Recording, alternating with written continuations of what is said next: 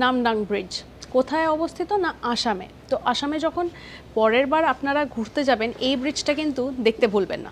এবার বলি কেন এই কথা আমি বলছি।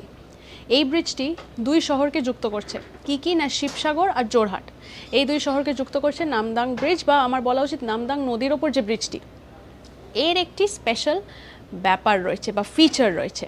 সেটা কি না, এই পুরো ব্রিজটি কিন্তু একটা পাথরকে কেটেই পুরো বানানো হয়েছে। শুধু তাই না, সেই সময় দাঁড়িয়ে 1703 সালে অনেক লোকজন বাংলা থেকে নিয়ে যাওয়া হয়েছিল এই ব্রিজটি বানানোর জন্যে। এখানেই শেষ নয়, এই ব্রিজটি বানানোর পরে পাথর কেটে তো বানানো হলো, তারপর সিমেন্টিংয়ের জন্য, সিমেন্টিংয়ের কাজের জন্য সেই সময় কিন্তু সিমেন্ট ব্যবহার করা হয়নি।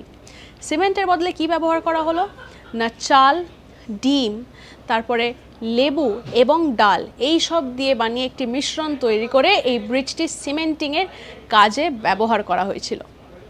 সেই থেকেই এই ব্রিজটি বেশ ইউনিক হয়ে দাঁড়িয়েছে। এই রকম নানা আপডেটসের জন্য চোখ রাখুন আজ তাক বাংলার ইউটিউব চ্যানেলে, সাবস্ক্রাইব করতে ভুলবেন না।